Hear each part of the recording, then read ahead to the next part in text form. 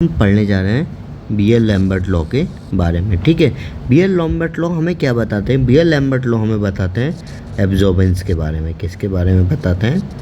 Absorbance के बारे में। ठीक है, अब देखते हैं बीएल लैम्बर्ट लॉ हमें क्या बताते हैं। तो उससे पहले हम कुछ बेसिक चीज़ें जान लेते हैं। जो लाइट हम डालते हैं, जो लाइट हम दे रहे हैं अपने सैंपल को, ये हमारा क्या है? एक सैंपल है। ये क्या है? एक सैंपल है, या कह सकते हैं कोई मॉलिक्यूल है, या मैटर बोल सकते हैं। ये कोई मैटर है। ठीक है, ये जो लाइट डाल रहे हैं हम, ठीक है, इसको क्या बोलते हैं? Incident light. ये क्या है हमारा? आई नॉट क्या है? Incident light. ठीक है, और यहाँ बीच में क्या हो रहा है हमारा? यहाँ पर लाइट एब्जॉर्ब हो रहा है। यहाँ पर कुछ लाइट का क्या हो रहा है? यहाँ पर एब्जॉर्बेंस हो रहा है। ठीक है, एब्जॉर्ब होकर जो लाइट निकल रही है, तो ये लाइट निकल रही है, कुछ लाइट हमने जितनी भी डाली उसमें से कुछ लाइट एब्जॉर्ब हो गई और कुछ लाइट बाहर निकली। ठीक है, जो लाइट बाहर निकली उसको हम कैपिटल आई से डोनेट करते हैं और इसको क्या बोलते हैं? Transmitted light. क्या बोलते हैं इसको? ट्रांसमिटेड लाइट बोलते हैं इसको क्या बोलते हैं फ्रेंड्स?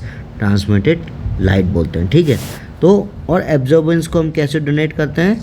कैपिटल ए से डोनेट करते हैं। ठीक है, तो अब देखते हैं बीएल लैम्बर्ट लॉ कहते क्या हैं। बीएल लैम्बर्ट लॉ कहते हैं कि जो एब्जॉर्बेंस है वो डायरेक्टली प्रोपोर्शनल किसके?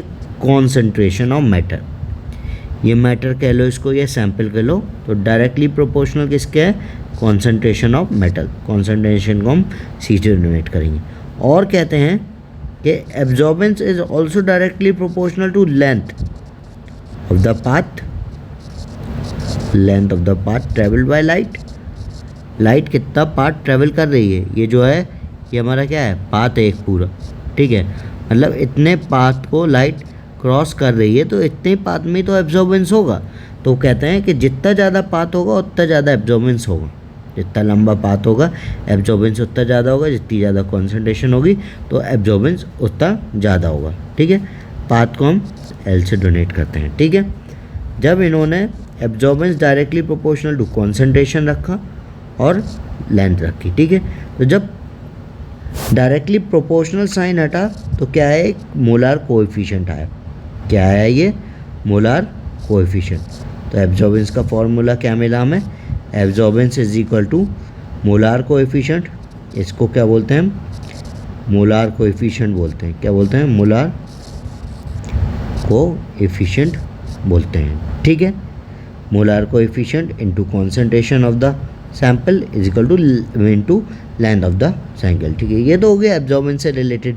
अब हमें देखना है कि कितनी लाइट, या हम बोल सकते हैं कितना लाइट का ट्रांसमिशन हुआ है, मतलब लाइट कितनी एब्जॉर्ब होके बाहर निकली है। ठीक है, अगर हम देखें ट्रांसमिटेंस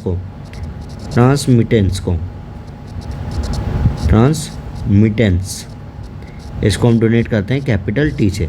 ठीक है, कितना ट्रांसमिटेंस हुआ है, मतलब कितना एब्जॉर्ब होने के बाद लाइट निकलेगी। ठीक है, तो हम देख लेंगे कि जो टोटल लाइट थी हमारी, जो हमने डाली थी आई नॉट।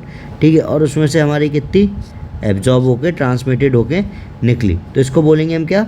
ट्रांसमिटेंस। ठीक है, मतलब कितना लाइट का ट्रांसमिटेंट हुआ है। लाइट मतलब कितनी डाली थी, उसमें से कितनी निकली। ठीक है, तो टोटल लाइट कितनी एब्जॉर्ब हुई, ट्रांसमिटेंस हो गया लाइट का। ठीक है, तो इसको बोलेंगे हम क्या? ट्रांसमिटेंस। ठीक है, ट्रांसमिटेंस और जो एब्जॉर्बेंस है वो इनवर्सली प्रोपोर्शनल है। 1 ट्रांसमिटेंस प्रोपोर्शनल। एब्जॉर्प्शन बढ़ेगा तो जाहिर सी बात है ट्रांसमिटेंस कम ही होगा।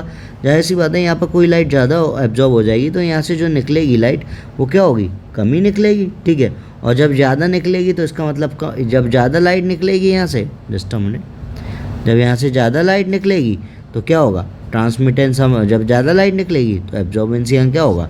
एब्जॉर्बेंस कम होगा। तो ये कैसा रिलेशन है ट्रांसमिटेंस का और एब्जॉर्बेंस का? इन्वर्सली प्रोपोर्शनल रिलेशन है। ठीक है, एब्जॉर्बेंस को हम बोल सकते हैं absorbance is equal to log of 1 transmittance. ठीक है, एक एब्जॉर्बेंस का ये भी फॉर्मूला हो जाता है। ठीक है, तो बीएल लैम्बर्ट लॉ था ये। ठीक है friends, thank you so much.